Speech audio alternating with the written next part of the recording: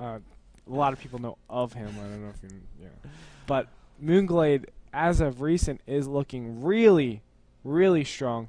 And he actually took out TT1 in the preseason, and he's been taking out players left and right. Yeah. I haven't been able to follow him closely in the last 2 weeks, but I know he's still in shape, and he's looking really, really good. Decision-making's really good. So we know Moonglade has amazing Zerg versus Protoss.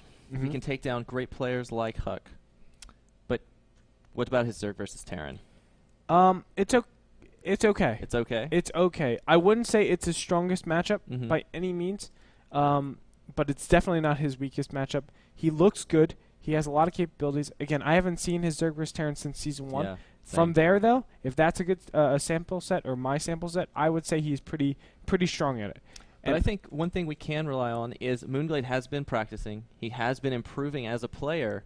So if his Zerg versus Protoss is improving leaps and bounds, then I can only imagine his Zerg versus Terran is too. Yeah. And I'm sure he has some kind of treat in store for us. Yes, that's a very, very great deductive reasoning. Deductive reasoning. You, sir, you're a mastermind. But anyway, that's going to be a great match. Strelk versus Moonglade. We're going to move on to match number 2 right now, which is going to be Sen versus In Control. Now, I have to say, although I love my buddy In Control, yeah, he's a great guy, I've actually gotten the chance to live with Sen. Me, Sen, and White Raw all lived together at the NASL house for a little bit. I watched Sen play very closely. He is a beast, man. He is scary to watch in first-person view. Really, really scary. And I don't know if In Control has the means. I know he's been on a little bit of a slide as of late, but he's going to need, I think, a lot of help if he wants to take out a player like Sen. Well, you might have lived with Sen pretty recently, but I have lived with In Control for a month now. At pretty much the Chino land, MLG Anaheim, the EG house for a couple weeks, and I must say, those guys are practicing. Like, he has been, like you said, in a little slump lately. He has, not shown the best results at MLGs and stuff like that. But that you can't take it away from a guy who's putting in 8 hours a day, at least minimum, 8 hours a day of hardcore training. Yeah, that's the one thing I love about Jeff. I mean, he really has dedication. If you want to talk about anybody in the scene with dedication, I would say In Control has it. I mean, you saw that with his casting. You saw that with his playing.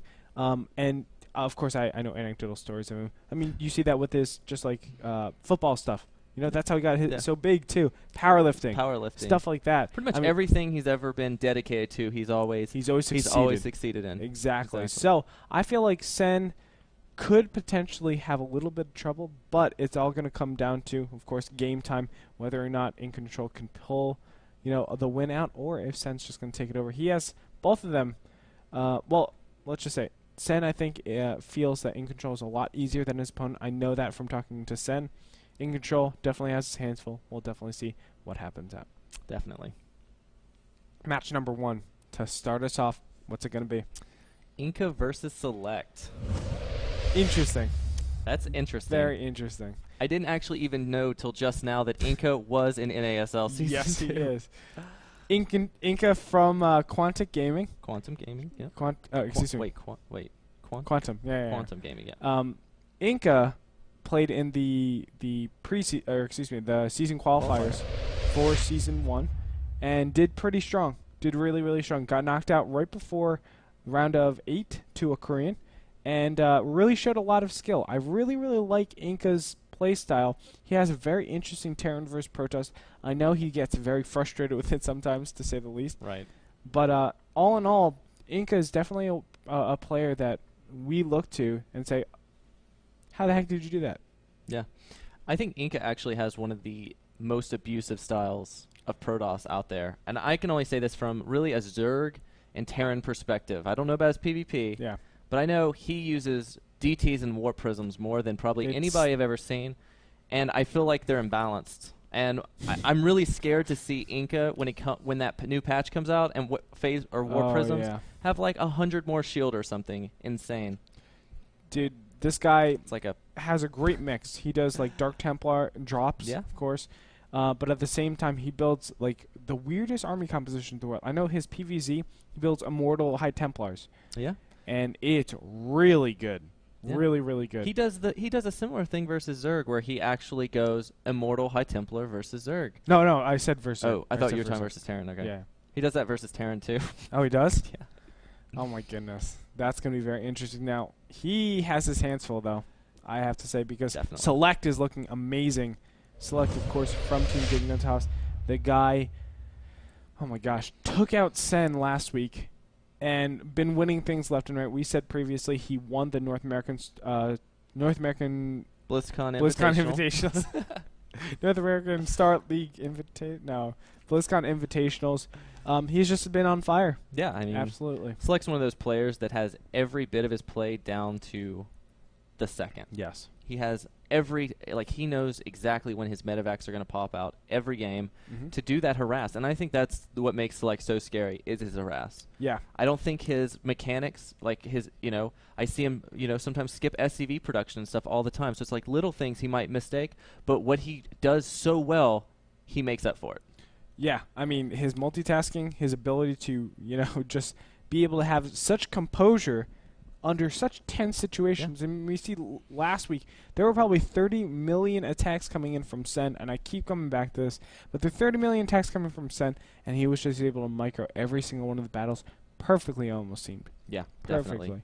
And, going to be watching this Terran vs. Preshow, going to be starting off with this. I think we are in for such a huge treat, and this can be a better way to start us off. Actually, instead of me talking, let's go ahead and get into that game, LC Gamer.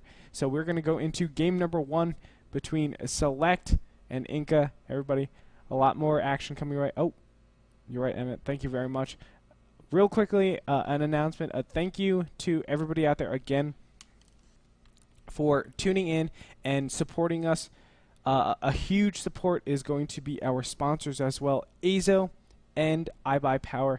Azo are our monitor sponsors. They're the ones where we can, they provide monitors that we can see all these ultra settings for Starcraft 2. And of course, we see these ultra settings off of our iBuyPower computers, which are running ultra, of course, with great FPS, also capturing and streaming. So a lot of great stuff. A lot of great companies are coming into esports and really saying, hey, this is an industry we can get behind. This is an industry we want to really support.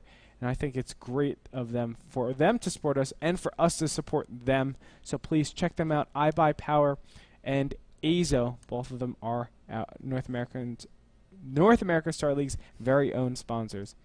So anyway, without any further ado, let's go ahead and get into the first matches. Welcome to the North American Star League. Ladies and gentlemen, it's here.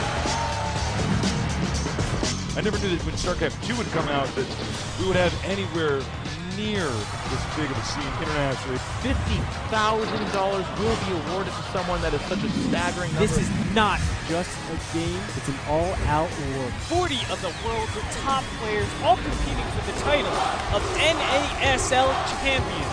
Welcome